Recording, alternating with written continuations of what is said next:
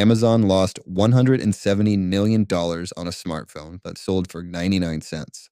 The Fire Phone launched in July 2014 for $200 on a 2-year contract, positioned to compete head-on with Apple and Samsung. 6 weeks later, Amazon slashed the subsidized price to less than $1. It still didn't sell. By November, the unlocked version dropped to $199, then $179 by April before disappearing entirely.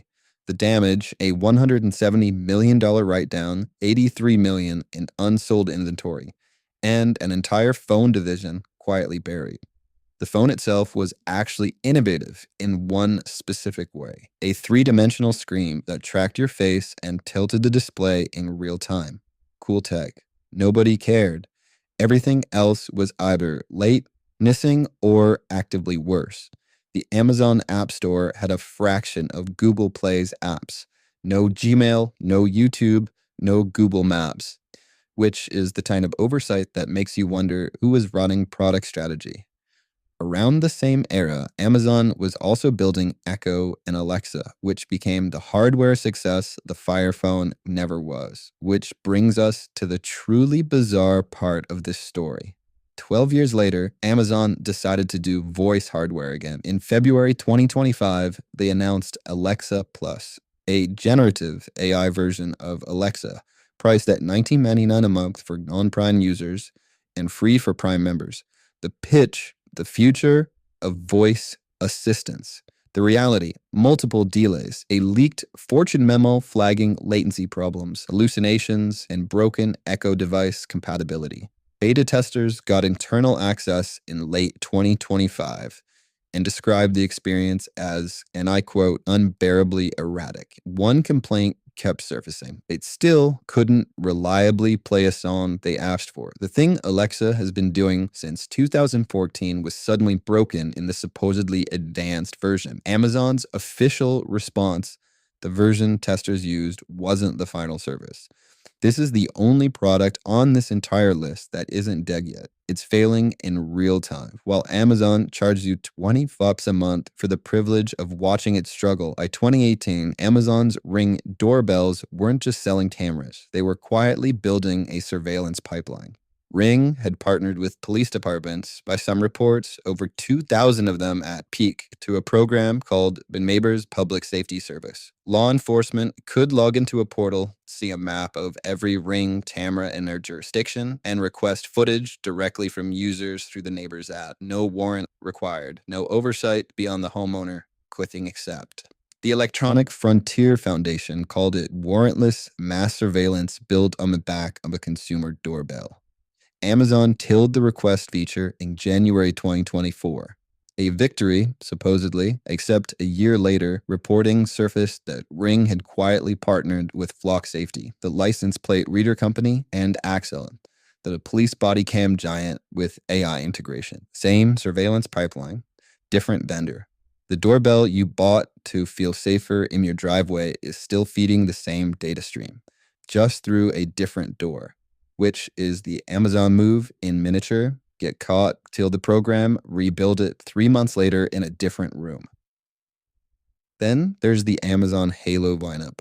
Starting in 2020, Amazon launched 3 separate health tracking devices. The Halo Band, a screenless wristband that scanned your body fat by having you stand in front of a phone camera in your underwear. The Halo View, which added a screen. And the Halo Rise, a bedside sleep tracker. The band also analyzed your vocal tone with AI, which it then used to tell you that you sounded, and I quote, irritated. Customers somehow did not love being told they sounded irritated by a fitness band. By 2023, all 3 were dead. Amazon issued refunds, set the entire health unit down in a single cost-cutting wave, and quietly walked away from health tech. This wasn't one failed product. They launched 3 separate attempts to break into health, watched all 3 flame out inside 3 years, and learned exactly the lesson you'd expect, which is none.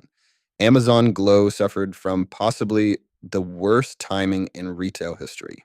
Launched in 2021 as an interactive video projector for kids, beam content onto a table, video chat with grandma, play games over the call.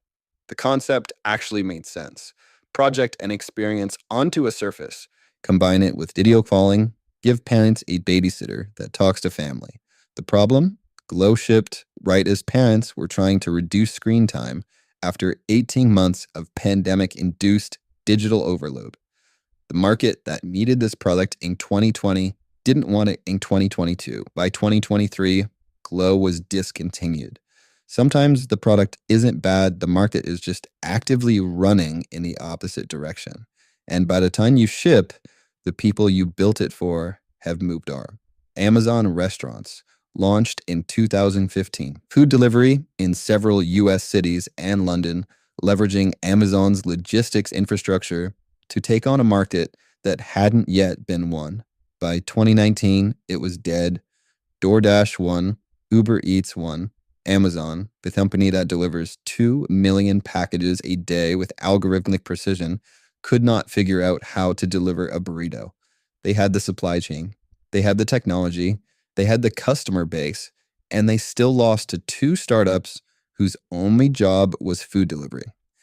The lesson is that being world class at one logistics problem doesn't make you world class at another. Amazon learned that briefly and then immediately forgot it again the next time they entered an unfamiliar market. The dash button deserves special recognition. A physical plastic button you'd stick on your washing machine. Press it. More detergent shows up at your door. Press the Cottonelle button. Cottonelle.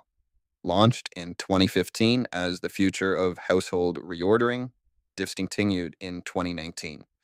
And now it sits permanently in the Museum of Failure, which is a fitting end for a product whose entire premise was that the friction of opening the Amazon app was too high for the modern consumer. Customers, it turned out, would rather just open the app.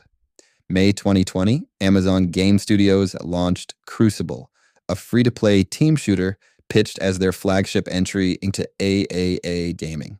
The plan? Compete with Overwatch, with Apex, with Fortnite. 6 weeks after launch, Amazon reverted Crucible back to closed beta. By November, the game was permanently dead. The flagship title from a company with infinite money and infinite engineering talent lasted 6 months total, which is roughly less time than most people keep a Halloween costume. Amazon Game Studios kept trying after that. New World shipped, had a brief moment, and stabilized into a permanent minor presence. But Crucible was the bet. There's also Amazon Auctions, their eBay competitor, Amazon WebPay, Amazon Wallet, Amazon Local, Amazon Music Importer, Endless.com, the Amazon Tap, Amazon Spark, their Instagram for Prime members, dead 2 years in. Each one represents millions in development, marketing, and engineering, diverted from products that might have actually worked. Amazon's graveyard reads like a thriller where the protagonist keeps doubling down and the credits don't roll.